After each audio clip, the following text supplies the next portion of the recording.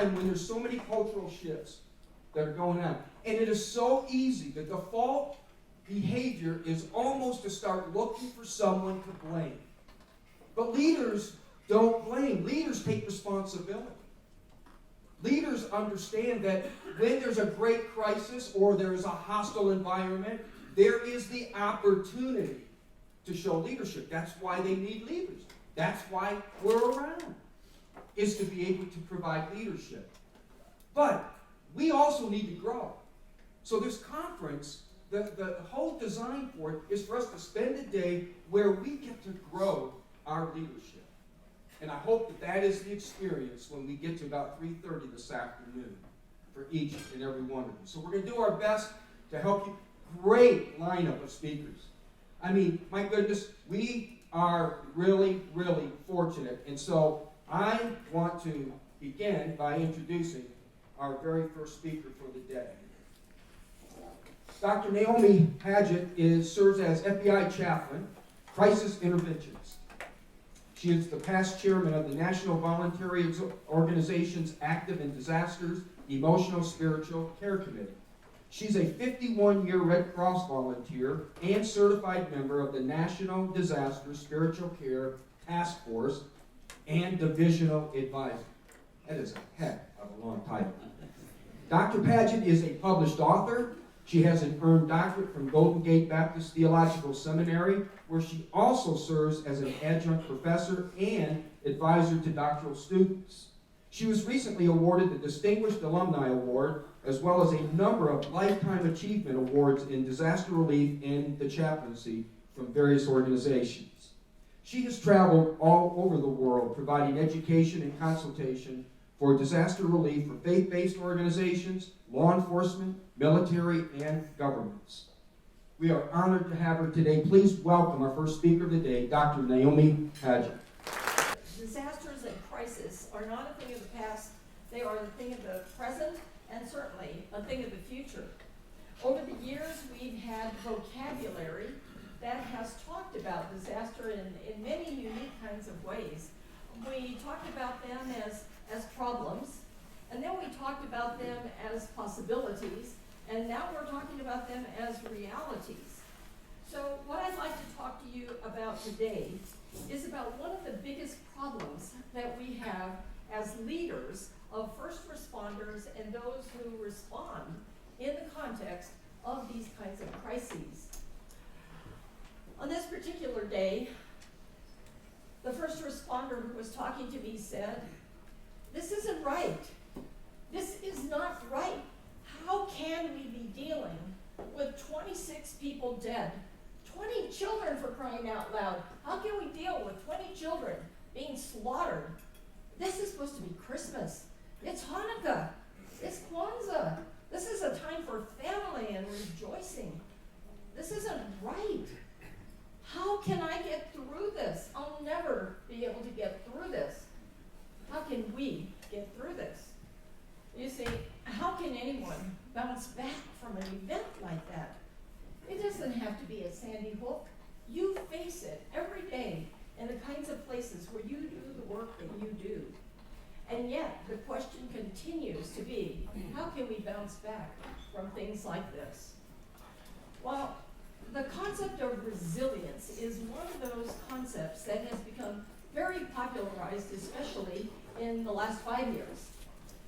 We used to talk about compassion fatigue and the fact that people were impacted by compassion fatigue. Well, compassion fatigue is a result. So then we started talking about resilience, something that we could do in the middle of the problem. We need to be resilient. We need to be able to bounce back. We need to be able to do all these things. We need to adapt. We need to think about something else. We need to be able to have the ability to come out of this thing and come out of this thing strong. It has to be about an opportunity. But what I'd like to tell you today is resilience is totally inadequate. We have to move to the next level because compassion fatigue is passé. That's old stuff. Resilience now is old stuff too. So when I talk about the transformational ability for people to use resilience, what I'm talking about is something totally different. You've probably already heard about it, but we're not intentional. And that's what I'd like to suggest to you today, is that we have to be intentional. Because stress exists along the continuum, and some people will be resistant to the terrible things that happen, and they'll be able to keep functioning.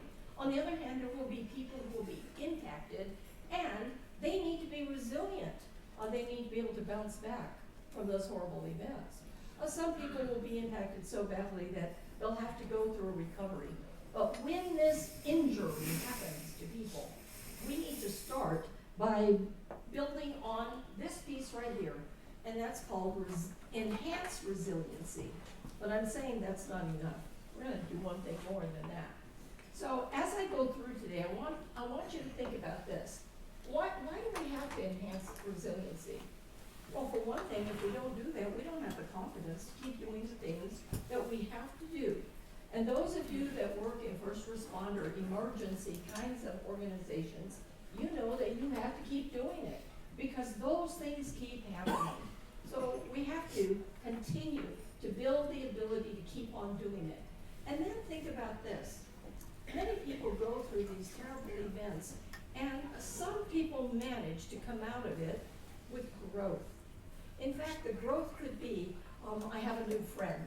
The growth could be, I learned something new. The growth could be, I discovered I could handle more than I thought I could. But the point is that there is growth. So, what does it take? Every person who works as an emergency responder has to see the event as a challenge first. The challenge to be more than who I am. Because if you can't see it as a challenge to be more than who I am, and you only see it as a challenge for being able to do what I can, well then you've already lost the battle. You have to see it as a challenge to be able to do more than I can. And then you have to be committed.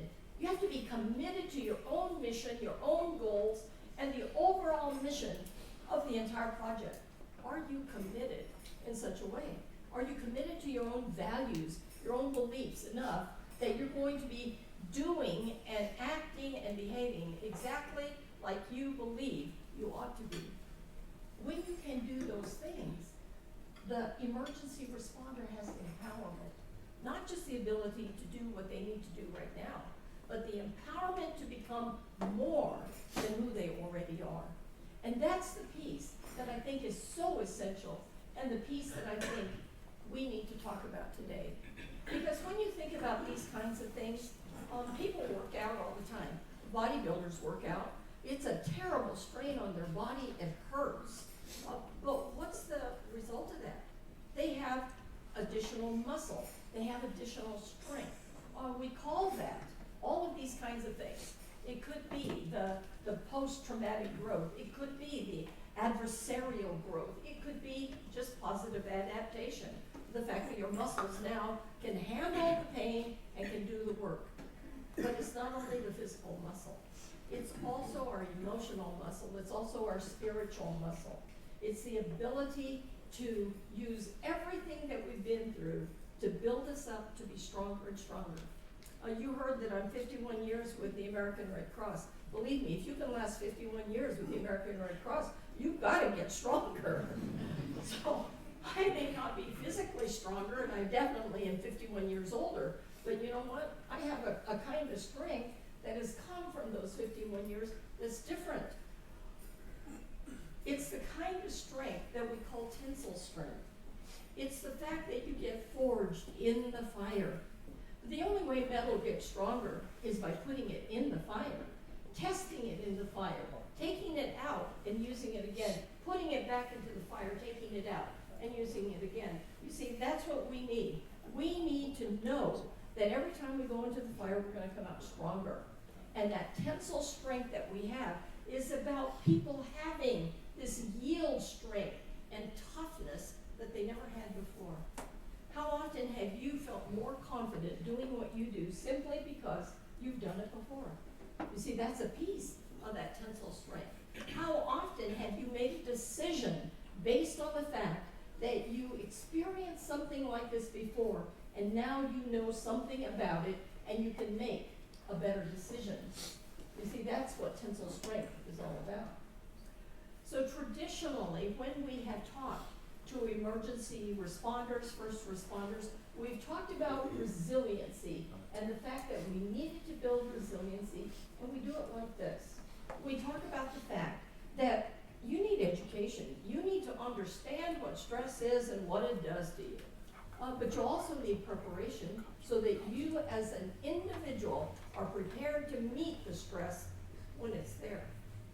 But you also need supervision. You need a lot of reflection time and training under the supervision that says, you did this right, this could be done differently. Sometimes you call that a hot wash, don't you? The very fact that afterwards you talk about it and you make decisions about what could we do differently. Well, as you look through this list, certainly every one of you can probably say, oh, we do those things because we figured out. That's what helps us become more resilient. Well, that catharsis is definitely one of those. Fancy word for saying we vent. Because you know what? When we vent, we get it out there and we talk about the problem. We deal with the problem in real time. It's not back there as some mystical thing. It's real. The problem is real. And that's why many of you have peer support, and you have peer support groups that train to do that kind of work, to help people be able to interpret what they have been through in a way that has meaning, and meaning that can be positive for their future. It doesn't mean that the shooting is good. It doesn't mean that people dying is a good thing. It means, what did I get out of this? What did I learn about myself and about the kind of strength or weakness that I have?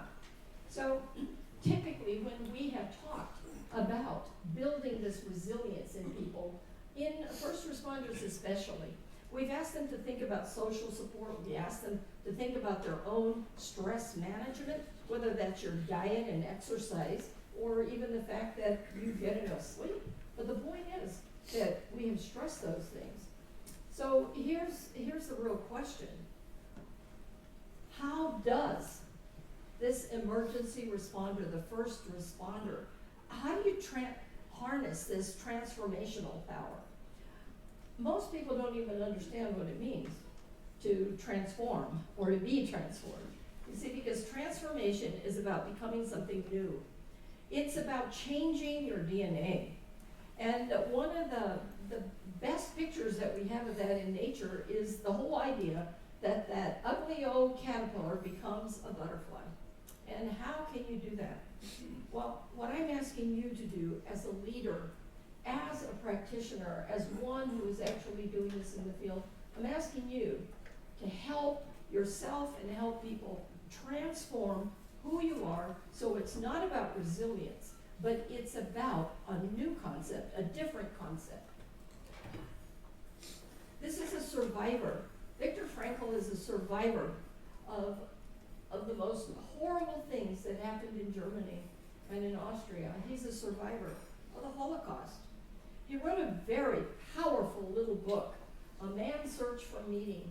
And in this particular book was this quotation, among many others, that are continued to be quoted today. When you can't change a situation, you're challenged to change yourself. What does that mean? That means you have to become the instrument of the change. In another quotation, he talked about the fact that these terrible things happen. The stimulus happens, and between the stimulus and the result, there's a space. And what you do during that space makes all the difference about the result. So you get fired from your job, and then you're over here moping. But what happened in the space? What did you do that ended up being the moping? On the other hand, you got fired from your job, and you got a better job. Well, what happened in this space? You see, we have the ability to change what happens over there by dealing with what's happening right here in the space. That's where the transformation happens. You see, even a junky old piece of coal, carbon, even that junky old piece becomes a diamond. But it only becomes a diamond under extreme, extreme pressure. You are a diamond in the rough. The people that you supervise are like that diamond in the rough. Sometimes we are like a junky piece of coal, a piece of carbon, but under the pressure of what it is that we deal with, we can be like that diamond. So what I'd like you to think about is the fact that as we do this, what we're really talking about is the fact that you and I have to self-regulate. A totally different kind of a concept, because it's not about compassion fatigue, the result of the problem. It's not about resilience, what we do in the middle of the problem. It's about self-regulation, what we have already begun to do before compassion fatigue and before resilience. It's the fact that you need to begin to learn how to self-regulate. You need to learn how to respond appropriately in the middle of the problem, whatever that is. You need to already be acting consistent with your values. You see, you have to choose the direction you're going to go and what this result will look like. When I think about firefighters, firefighters don't just jump into the fire and make a decision after they're in the fire about what they're going to do. They've already thought about it, trained, and made a decision about when this happens, this is what I will do, and this is the result I expect. Police officers do the same thing. They've already trained and planned what they're going to do tactically so that when this happens, they know what the result will be. The problem is you and I do that in our operational tactical world, but we don't do that in our emotional world. We don't do it in the psyche. And we need to have that same kind of preparation where we are consciously making those decisions, planning it, self-regulating before the event occurs. So, have you ever thought about the fact that something bad was happening and you said to yourself, I've got to be strong, I can't cry, or I can't lash out in anger, I'm going to have to just be quiet. You see, that's what self-regulation is all about. The fact that you're consciously thinking about how you're going to react, respond to whatever this problem is. So, what does it take? It takes an incredible amount of motivation and discipline. You have to have a really good reason for wanting to self-regulate. And the best reason of all might be you don't like the other kind of results that have happened in the past. You want a different result. I don't want to feel so overwhelmed that I have to drink until I pass out so I don't feel the pain of 14 people dying in a shooting, 20,000 people who die in a natural disaster. I don't want to have to deal with that. I'm going to have to deal with it differently because drinking until I passed out only worked for that one night. It didn't help me the next day, and I had to think of something all over again. So as we think about this, I want you to think about choosing responses. How do you choose your response? Sometimes your peers influence the kind of response that you will choose. Sometimes it comes out of your faith, your tradition. It might come out of your family values, but we all have a way of choosing our own responses.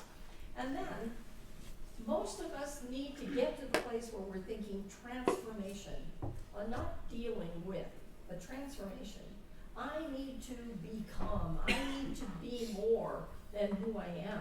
So there are lots of things that influence this kind of resiliency. Certainly there are things that are coming from the inside. In other words, who are you? The very fact that you are a person who's optimistic, have a positive attitude, you know what? That's going to help. The very fact that you're hopeful and creative, the fact that you're resourceful, you can adapt in situations. See, all of those things are going to be helpful in self-regulating. But there are also things that are coming from the outside that help you self-regulate. And could it be the fact that you live in a place where patriotism and community spirit is high, and when the community gathers and rallies around the problem, you know what? You're going to be able to self-regulate better. What about the fact that there are plenty of resources? You have plenty of apparatus and everyone can be there at the right time doing the right thing. Well, you know what? You're going to be able to regulate better. But what if? What if there aren't these things? What if these things aren't happening? Sometimes we have to just rely on personality. Have you ever noticed that there's some people that seem happy all the time? They seem contented, not just happy, but contented. It doesn't matter what's going on in their life. They seem contented. You know why? Because they learn to self-regulate. There are things that they can change, and they're doing something about it. There are things that they cannot change, and they've decided, I'm not even going to bother with that one because I can't change that one anyway. I'm just going to have to deal with it. I'm going to have to think about it in a different sort of way. I spent years trying to get some organizations to use peer support to include mental health and spiritual care. And many organizations for years said, no, we can't mix religion and government. I said, it's not about religion, it's about values. What do people believe in? What do they trust in? A man said to me one time, oh, chaplain, you don't have to help me. I have faith. And I said, oh, you're a man with faith. So I said, tell me about your faith. He said, FEMA's going to come through with debit cards on Friday. And I thought, wow, faith in FEMA, there's a whole new religion. You see, people don't have to have a faith tradition that is already established to be a person of spirituality and faith. They can have faith in their government. They can have faith in their doctor. They can have faith in you because you show up when the alarm goes off. You show up when somebody calls 911. You show up when somebody bombs a building. You see, people have faith in you as well. And that's not about organized religion. So we always have to begin with some kind of self-assessment. The fact that you have to know who you are. You have to know where your strengths are, where your weaknesses are. You have to know what your bias is. Because if you don't even know what your bias is, you're going to run into a problem when you suddenly realize that you really don't want to help this person. And you have to know, why don't I want to help this person? You have a bias. Nothing wrong with having a bias, but you have to recognize it. And then you have to have balance in your life. You probably heard that a million times, but most of us don't have balance in our life. In fact, at different times in our life, we put more emphasis on one thing than another. I call it seasons of my life, because I know I'm not a good person with balance in my life. I know that. But I think seasonally. In one season of my life, I emphasize one thing, another it's a different thing, and another it's a different. And by the time I get to old age, which, believe me, I don't feel like I'm there yet, I will have attained balance, because I think that we're all seeking to have that kind of balance. All right, so this self-regulation, I want to give you some examples that come from the field about how people have used self-regulation to help them get through some really tough times. So what if you are the search and rescue person in Japan after the earthquake, the tsunami, and the nuclear reactor has failed? What if you are the search and rescue person who approaches a field that looks like this, and you are told there are people there who are crying out for help, we can't see them, you need to find them?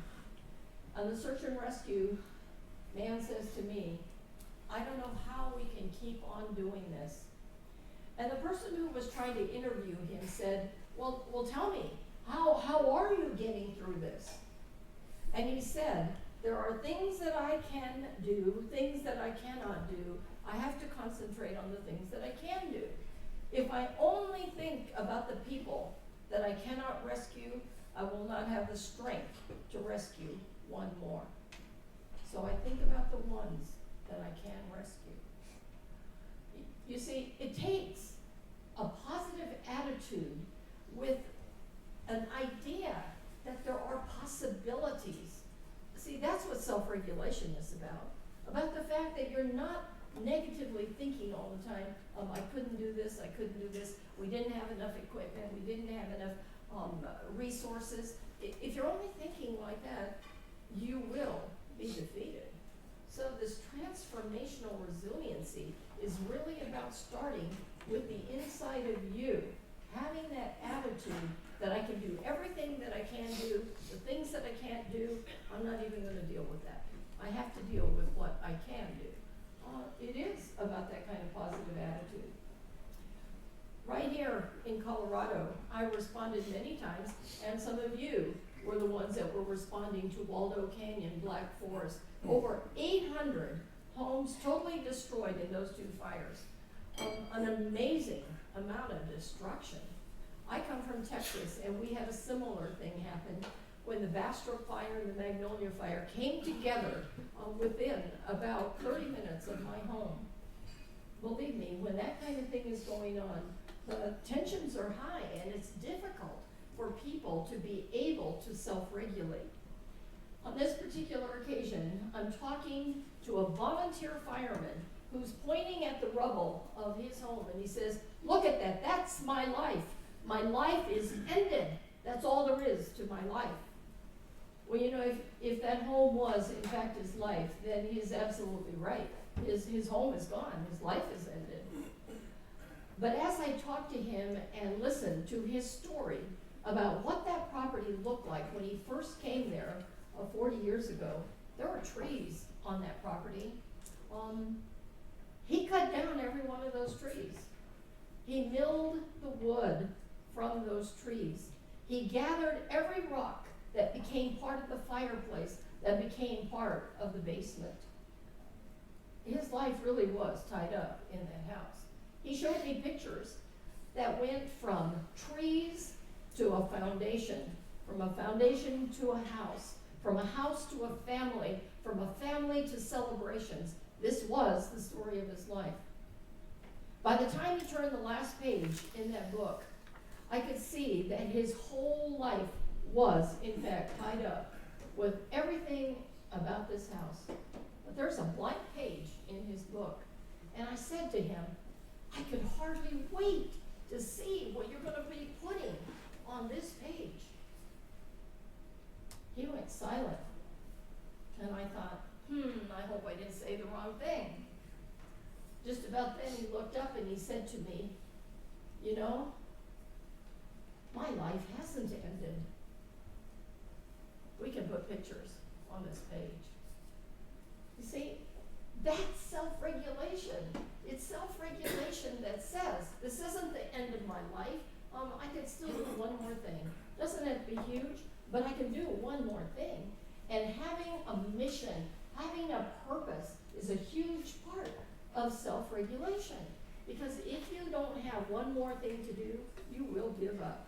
If you don't have a plan for your own future, even if that future is 10 days from now, you will give up. People who kill themselves, we call that suicide. People who kill themselves often do not have a mission and purpose in their life that goes beyond the moment when they take those pills, wrap that rope around their neck, or shoot themselves. People don't want to die. That's not their goal. Their goal is to get out of the pain that they're experiencing. And when we don't self-regulate, we allow the pain to take over. So mission and purpose is a great part of being able to self-regulate. Do you have a mission and purpose? Not just in your field, in your occupation, but do you have a mission and purpose for your life as an individual person too? See, it takes both of those, not just one of those. I was at the Oso, Washington mudslide. There were many, many people who were killed that day, but it took days to do the rescue because there were pockets of air. When people's homes were sliding off in the mud, the homes were covered in mud, and yet people were able to live inside the home, survive until they were rescued. Well, on this particular day, we had a firefighter whose wife and granddaughter were killed in this slide. He worked feverishly the entire time that the rescue operations were going on. On the day that the rescue operations ended, and we went to the fact that it was no longer rescue, it was now recovery. It was a horrible day for everybody, because we knew that we were not going to find any more live people. He and his family gathered around other rescue workers and said, "Thank you, thank you, thank you for working so hard to try to help save our family. Thank you for working so hard for trying to save everybody else's family. You see, when you have that kind of gratitude, when you have that kind of attitude of gratitude, it overcomes the despair that causes us to have these terrible stress reactions. We have to have gratitude for the things that we can, in fact, be grateful for. And many times people think, oh, that sounds like such a positive, wishy-washy thing. Well, it's not. We can be grateful for the small things that we are grateful for. But most of the time we haven't thought about it enough because our pain is so great. So again, self-regulation is what's going to keep you from that pain. Be grateful. Think about what can you be grateful for so that you're regulating that pain. You're going to hear more about the San Bernardino shooting later, but I was there too, and I'm there sort of as a next responder. I'm there because people who have served there are having terrible stress reactions. And on this particular day, I'm taking care of an agent who said to me, Christmas is just not going to be right this year. I feel guilty that Christmas can't be right this year. I feel bad, but Christmas just isn't going to be right this year because nobody should look at his own Christmas tree and see dead bodies under it. Nobody should remember it that way. Now, whether he had actually seen it or not, or whether he believed it looked like that or not is not the point. That's his problem today. He has a family and he has children and he is not self-regulating and he recognizes it because he says to me, something's wrong. He says, I want to have the attitude of love, of joy for my family, but I can't get there. I can't get there for where I am right now. He said, how am I going to be able to even face a Christmas tree on Christmas when the kids are waiting for Santa to put the packages under the tree? He says, I don't even know if I could be that Santa. I don't even know if I could be the daddy that my kids need this Christmas. You see, sometimes as we talk about these things, we learn that all we can do is be our best self. Who is our best self? You don't have to be just any old body. Be your best self and be consistent with what it is you believe and what you value. And I said to him, what are some of the most important things for you right now? And he said, well, I know what Christmas represents. He said, that's important to me. But my family is incredibly important to me. And I don't know if I can pull that together at the same time. And I said, can you be your best self? And he looked at me and he said, will that be enough? And I said, can you be more than that? And I said, no, I can only be my best self. And he said, I could be my best self. And I said, so what could you change to make that Christmas more tolerable for you and still have it be everything that you want it to be for the children? He said, we're going to have a new family tradition. Santa's going to come tumbling down the fireplace, drop all the packages in front of the fireplace, and we're not even going to have a Christmas tree. The kids will be so excited because we'll have the fireplace and the packages will still be there. They'll still get to open their packages. You see, that's what it takes. It takes redefining how it is you're going to do things, how you're going to act, so that your end result will be what you want it to be, not what it's going to accidentally be. You need to self-regulate. Be your best self, and then do everything you can to get to the place where you need it to be. I spent a lot of time in Japan going back and forth. It was a privilege of who I worked for, but also a privilege of the fact that Japanese is also my own ancestry. I speak the language, although people said you speak it with a very funny accent. I'm an American, of course I speak it with a funny accent. But in Japan, many of the first responders dealt with their own issue of regret over who was not rescued and who did die by doing a ritual And part of the ritual is about lighting these lanterns and letting them float down the river. But this is not a religious act, it's a cultural act.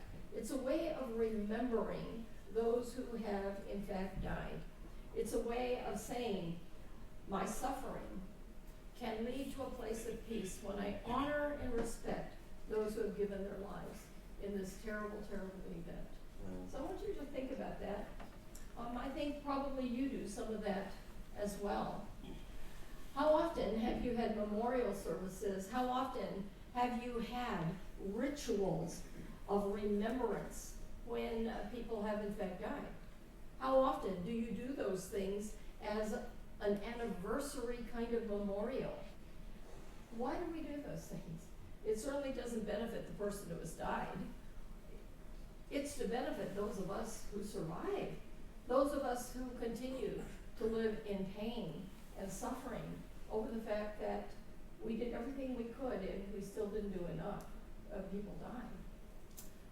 So, do you put the ladders up? Do you wear your dress blues? Do you light a candle?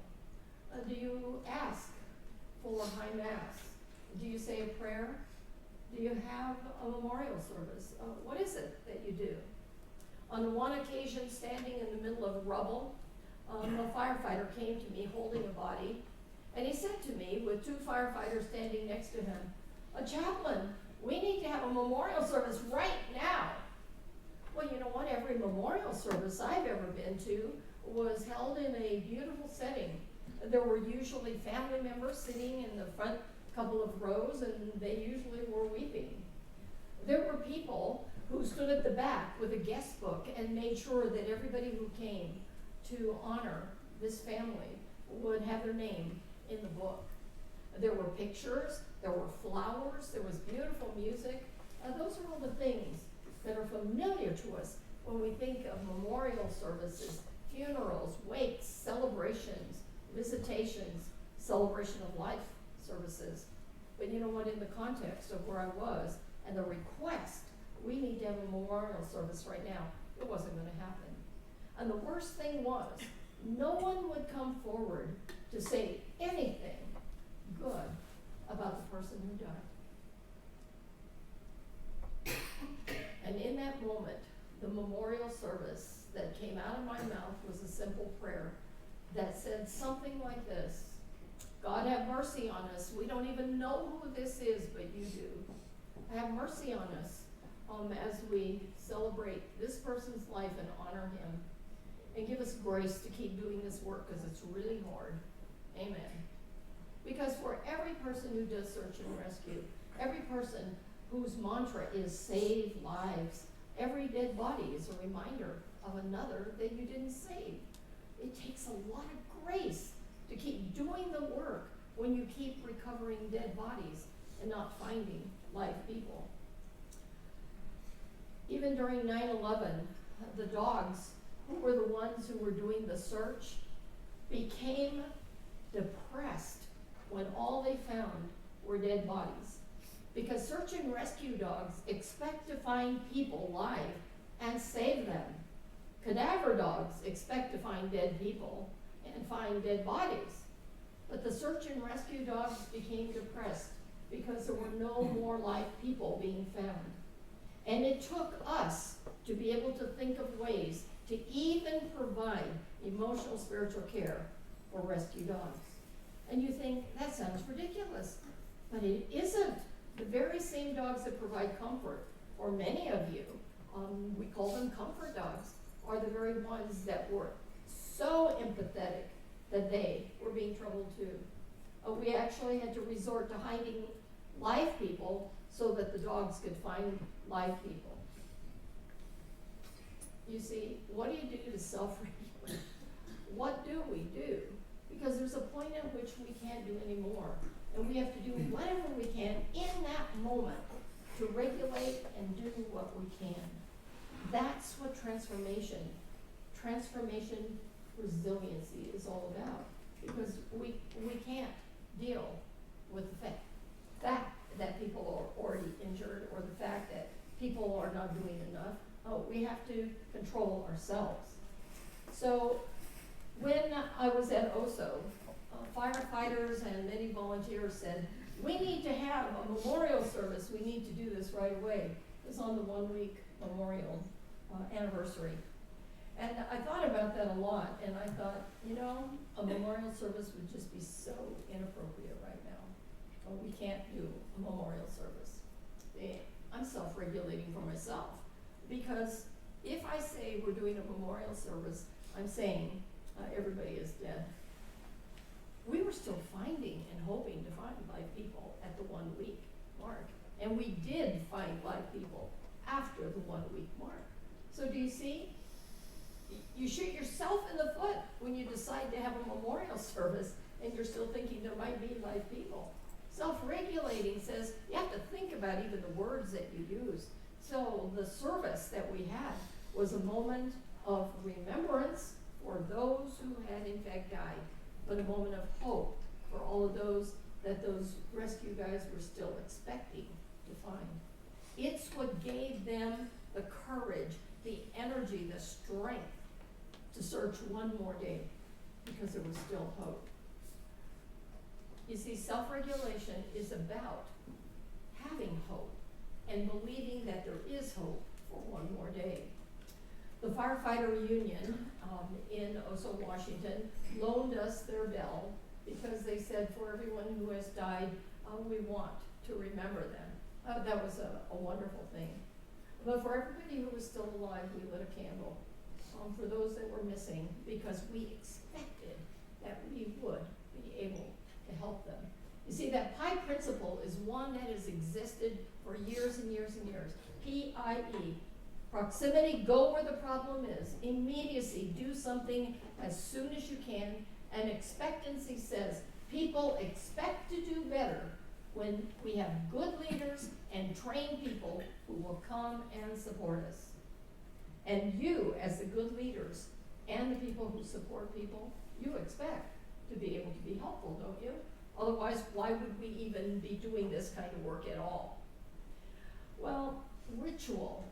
Ritual is an important part of providing this kind of honor to those who have died, but it's also a way for us to continue to serve with courage. Now, I have to tell you that as a responder, I too have been impacted by these terrible things that have happened. I was in Haiti after the earthquake. Haiti is a country that has so much poverty that the damage from the earthquake only added to the problems that they already had. It was not the beginning of the problems.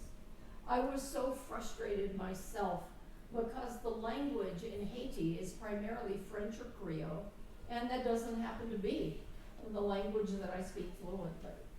So I was frustrated. I was frustrated because I didn't have the resources that I needed.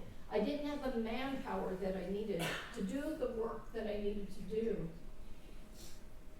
And as I thought about how am I going to be resilient in the middle of all of this, I discovered that I had to think about what's the perspective I need to have. And the perspective is, Haiti already has orphan children. These children are not all orphans because of the fact that the earthquake killed their parents. The perspective that I needed to have is these children are hungry, but it's not because of the earthquake only. They were already hungry before the earthquake happened. I had to also think about the fact that there are things that we can communicate even without using words. And the perspective was sometimes a kind face, a smile, a kind act can communicate as much as having command of the language. You see, I had to maintain perspective and allow the divine to be the divine in the middle of my own inadequacy. See, that takes self-regulation. Otherwise, I would have been the one that would have been calling on you to come and take care of me. Gay is here in the room. Gay with me to Turkey. We were providing psychosocial support to refugees from Iraq. These are the Yazidi people who had faced over 75 ethnic cleansings. Now, can life be any more traumatic than having to face 75 ethnic cleansings? And yet, here were the Yazidi trying to survive in a camp of 5,000, and this happened to be a group of 5,000 people. And there were many, many children, and many of them were these young girls that people hid and protected as they escaped from Iraq through the mountains in the winter all the way into Turkey. And now we're in this refugee camp. We couldn't do enough to support the Yazidi people. Understand that there were 2 psychologists who were in the camp who were supposed to take care of these 5,000 people. 2 psychologists. And these psychologists both had only graduated from their undergraduate studies a few months before they came to this refugee camp. And I asked them about their training in psychology, and they each had had 1 or 2 classes in their undergraduate work, and now they were called psychologists. You see, many of you could have been called psychologists in that context. How in the world do you support 5,000 people and help them through what they are going through in the middle of all of that? It's impossible. To see people sad, downcast, feel like they had no hope and that their entire life was now going to be in a refugee camp. Imagine what that would be like. Well, these little girls followed us around often, and they often looked sad, but when we could laugh, they could laugh too. We had to force ourselves to do things that were funny just so that they could laugh at us. And believe me, they could speak English a lot better than we could ever speak their language. And they laughed at us, and we laughed at ourselves. And you know what? Laughter is good medicine. It puts things back into perspective. We know that crying helps, but we also know that laughter changes the chemistry in your body. And when the chemistry in your body changes, you have the ability to have that kind of self-control, to be able to dictate what your future might look like. One of the most interesting responses that we did and gave was on this one too. We went to Nepal after the earthquake to help equip the very people who were going to be taking care of others.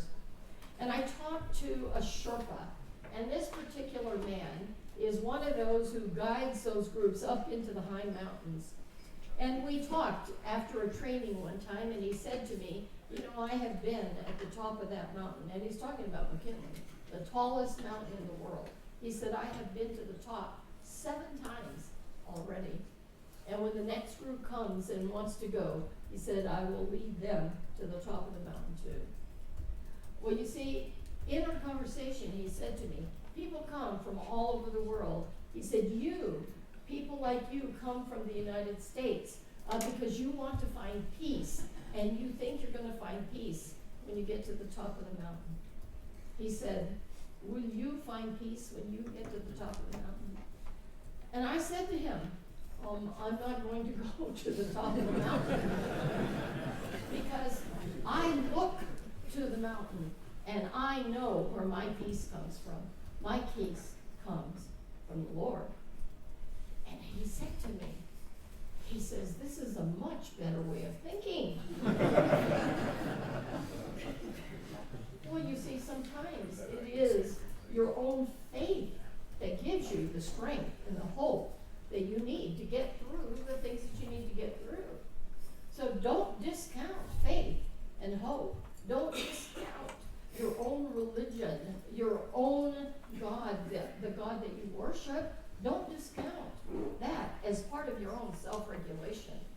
You need to be spiritually strong in order to help other people deal with their values and beliefs. You need to be physically strong in order to help people when they are in physical need.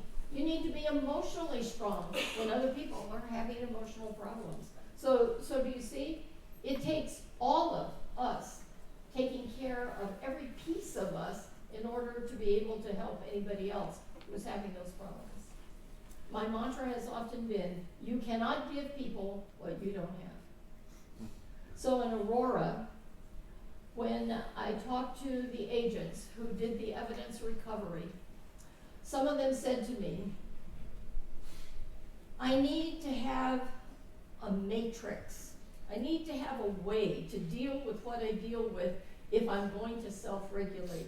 Because he said to me, every time I go to a theater, all I see are blood and shoes.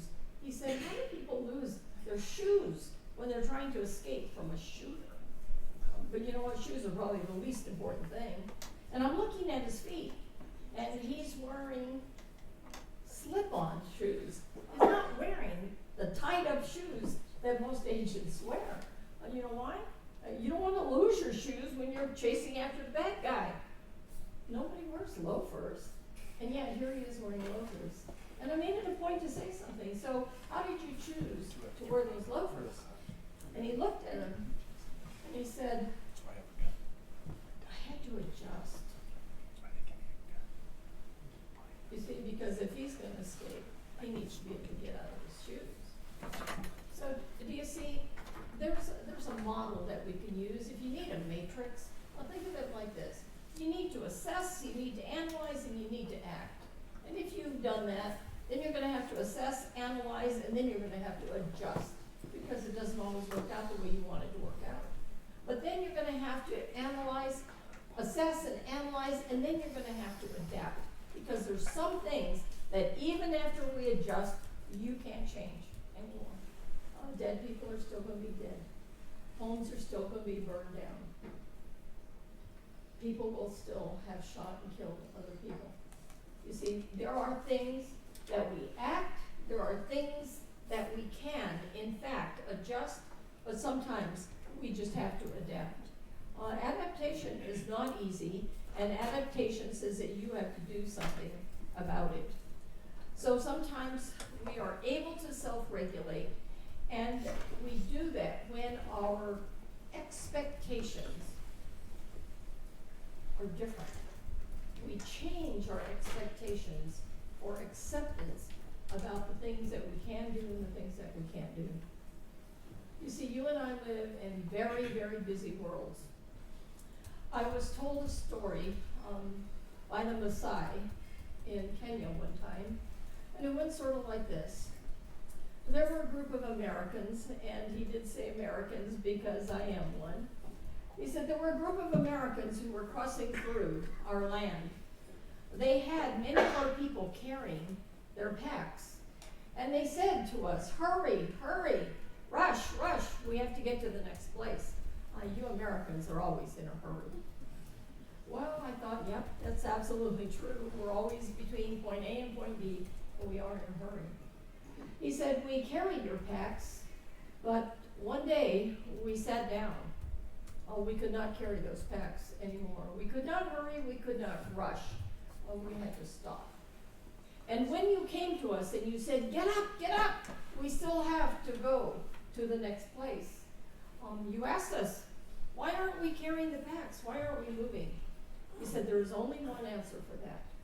Sometimes we have to wait for our spirit to catch up. Well, see, sometimes you and I don't do a good job of that. Sometimes we need to watch and wait. We can't do anything. You need to watch and wait. You need to wait for your spirit to catch up with you. You can't be resilient.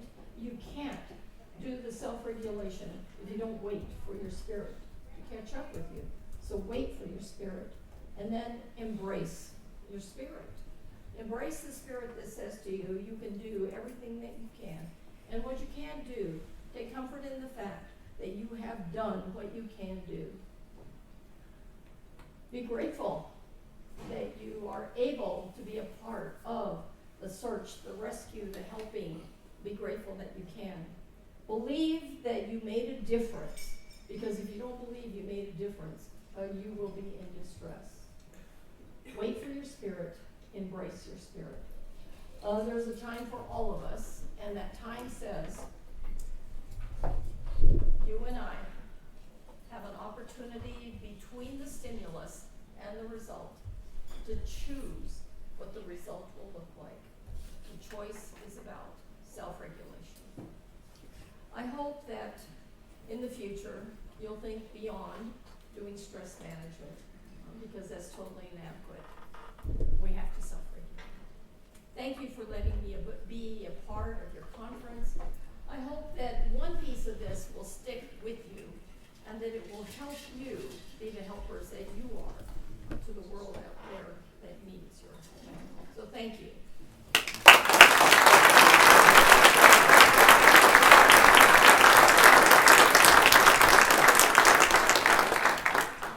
We have some time, so we're just going to take some questions for Dr. Paget. If you have something that you want to go deeper, something that you want to expand, ask her to expand upon, and we'll give you that opportunity to do that. So, other questions? It's a heavy topic, isn't it? Yes, sir. I'll be brave enough to go first. Thank you. Hi, Naomi. Would you also address, as you've done before, the issue of time and how it affects each individual, the tyranny of time and the tincture of time? Okay, so the whole issue of time is really important in the fact that everyone experiences distress differently. And when we talk about time frame, we have to think about the fact that some things that we do can be very helpful in the beginning, other things are more helpful later, and some things you should just eliminate because the time will never be right for it. If you missed your window of opportunity, there are things that you're going to have to skip also, simply because you missed the most important time to be able to accomplish that. But if you can think of other things that you can do in the time that remains, well, that would be helpful too. Most of us think that people will take forever and ever and ever to get better after these horrible events. Isn't it amazing to you that most people get better even without any kind of professional help? Well, they get better all by themselves. We have an amazing ability to be resilient, and that resilience is already a part of you because you're already using it all the time. Every bad event, every sad event that you go through helps build that tensile strength. All right, so most people don't ask a lot of questions about this kind of stuff because if you do, you feel like, oh, someone's going to think I'm a person that's having problems. But I do want to tell you this, that sometimes the very fact that you are who you are is the very reason why people come to you and let you know that they are having problems. That's why peer support works so well. The very fact that your ethos is that you're a person who does what they do, you get it. I don't have to explain to you why I'm feeling the way I do. You already get it. So your ethos is what's helping you be able to do what you do. It's a huge piece of credibility.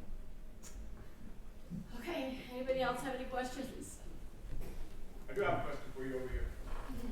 So you briefly mentioned being content. It's important to be content, but at what point do you draw the line? Because from my perspective, I kind of see being content can be detrimental, especially once you cross that threshold. What is your thoughts? To on be that? content? Yes. Okay, so contentment. All right, so contentment is not about being willing to accept everything the way it is. It's being willing to accept the fact that there are things that you can do, and you can do everything you can about that. So my contentment is in the fact that I'm doing everything I can, and other people are doing the pieces that they can, and together we're accomplishing this. I don't think anybody gets to the place in the middle of the critical moment where they're complacent. It's not that kind of contentment. It's the kind of contentment that says, I have a team behind me, and the team is going to make me look good. I have other colleagues that are working in other agencies who are doing their part, and they're going to make us all look good. And together, because it's collaborative, isn't it? No one agency could possibly deal with any of these kinds of things. We work together, and together we deal with the problem. So I think contentment in the way that we might define that in the secular world is not the kind of way we're defining it here. Contentment is having that shalom, that kind of peace in the middle of the problem, and I'm okay with it, simply because I know everybody else is doing their part. Okay, I saw a hand over here, yes. So when you're dealing with somebody who's going through a traumatic situation, and you're dealing with them on a professional level, not as a therapist, but and they are still in that place of great anger, what is the best way to talk to people, help them So one of the first things that I do when people are angry is I validate their anger. They have a right to be angry, but I almost never use the word anger. So, for example, if you were railing at me about something that happened, operation wasn't done correctly or whatever, I might say to you something like this: "It sounds like you're having really strong feelings about what happened. So what do you think could have been done differently?" All right, so in other words, I'm not going to answer your problem. I can't fix your problem. But I'm going to validate the fact that you are angry. But if I say angry, then you might say to me, "I'm not angry, I'm really upset." So I'm not going to use the word angry. I'm just going to say, "You have some strong feelings about this. And what do you see that you could have done differently? Or that could have happened differently?" So in other words, what I need you to do is process it. But I need you to process it at this level, not at this level. So I'm always trying to mitigate the arousal in people. And you know what? Mitigating arousal in people is done so simply. You give them water. You know what? They can't yell at you if they're drinking water. It's very hard to hit you if they're sitting down. So all of those things are ways that we mitigate the anger. And if people are still angry, I'm going to take a step back, because I've been in the wrong place when somebody was angry, and I know it's better to take one step back. I have a question. We're trying to find a way to test resiliency and emotional IQ in advance of hiring at the police department. We're actually doing a research project with UCCS. So are there instruments or is the government, I know the government's further along than we are, and are there any valid tests that have been, haven't gone to the court? Okay, so what she's asking about are pre-incident evaluations on resiliency, the fact that people will have certain levels of resiliency. There are instruments that are being used. None of those have been used long enough to have quantitative analysis and data to say that one kind of instrument works better than another. But the kinds of things that I just talked about are the things that are on those kinds of assessment tools. The fact that a person only has one friend is going to have less resilience than a person who has a group of friends, right? That sort of makes sense, because what if that one person's not around? Maybe you have to have somebody else. If you only have one tool in your toolbox, you're just not going to do as well. So the sad answer that I have for you right now is there are none that are recognized as being the tool that can do that. But I think many agencies are trying to develop them contextually. So in the police department, you're going to be doing it differently than the fire department will, and certainly different in healthcare, because healthcare has been trying to do that for years, and they still haven't figured out a good way to be able to monitor that in advance of the event and the occurrence.